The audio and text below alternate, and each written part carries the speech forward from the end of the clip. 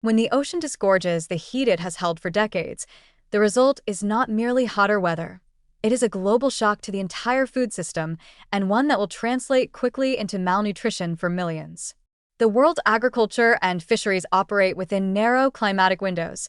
Timing of rains, length of growing seasons, temperature thresholds for flowering and grain filling, ocean upwelling that delivers nutrients to fish. A sudden, sustained pulse of warming, whether from a large-scale ocean burp, a persistent marine heat wave, or an abrupt shift in currents, can shatter those windows almost overnight, turning marginal stability into cascading failure across production, distribution, and human nutrition. Crops are exquisitely sensitive to temperature spikes at critical stages. Heat during pollination can have yields of corn and reduce protein content in wheat. High night temperatures increase respiration losses, so plants use more of their stored carbohydrates just to survive, leaving less for harvest. For staple cereals that feed billions, even a small percent loss in yield translates into tens of millions of people pushed from borderline food security into undernourishment. Sudden warming also alters precipitation, intensifying drought in some breadbaskets while dumping destructive rains and floods on others, so that regions that normally compensate for each other's shortfalls find their buffers erased simultaneously.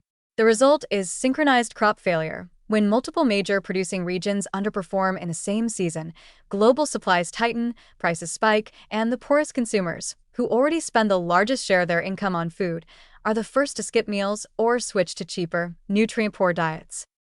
The ocean's heat pulse hits fisheries with equal or greater force. Warmer surface waters reduce oxygen levels and shift plankton communities, undermining the base of marine food webs. Many commercially important fish species migrate toward cooler waters, leaving the small-scale fishers who rely on predictable nearshore catches stranded. Coral reef collapse under heat stress destroys nursery habitats for countless species, and harmful algal blooms, more common in warm, stratified seas, poison shellfish, and force fisheries closures. For coastal and island populations that obtain a substantial proportion of their protein from fish, these effects are catastrophic. The loss is not only caloric but micronutrient. Fish provide essential fatty acids, zinc, iron, vitamin B12, nutrients that are hard to replace with cheap, processed substitutes. Where fish decline, child stunting and anemia rise, undermining cognitive development and long-term health. Food quality deteriorates alongside quantity. Heat stress reduces the nutrient density of many crops. Protein content in cereals falls, micronutrients like zinc and iron can decline, and fruit and vegetable yields and their vitamin content suffer with heat and water stress. Post-harvest losses increase as higher temperatures accelerate spoilage and pest reproduction, and supply chain disruptions, from heat-damaged roads to overwhelmed refrigeration, mean fewer nutrient-rich foods reach markets intact. When fresh fruits, vegetables, and animal-source foods become scarce or unaffordable, diets shift toward calorie-dense, nutrient-poor processed foods, increasing the double burden of malnutrition, persistent undernutrition, and rising obesity and diet-related chronic disease in the same communities. Market dynamics make these biological shocks far worse. Global commodity markets amplify local production shocks into international price volatility. Traders hoard or redirect scarce supplies, and speculative behavior can push prices beyond what aid budgets or safety nets can absorb. High food prices trigger political instability. Riots over bread have lit revolutions before and can force governments to restrict exports, further tightening global supply and hitting import-dependent, low-income countries hardest. Even nations with otherwise stable agriculture can find themselves exposed through trade. A sudden ocean-driven shock in a major exporter's yields ripples through dependent populations half a world away. Vulnerable populations are hit first and deepest.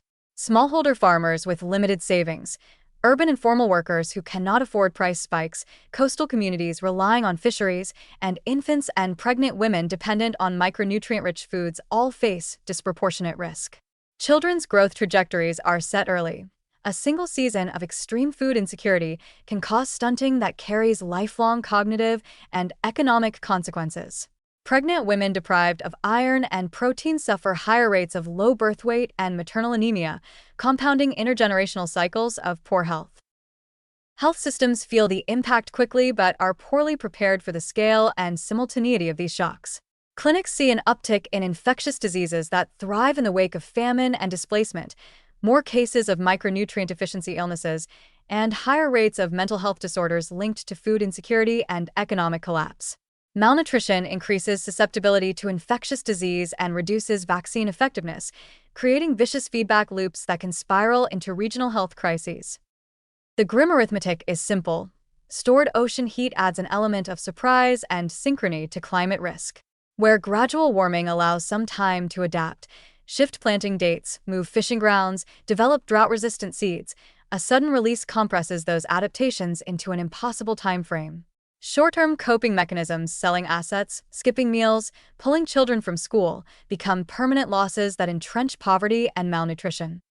This is not a speculative worst case alone. It is a plausible near-term pathway if ocean heat release events become more frequent or intense.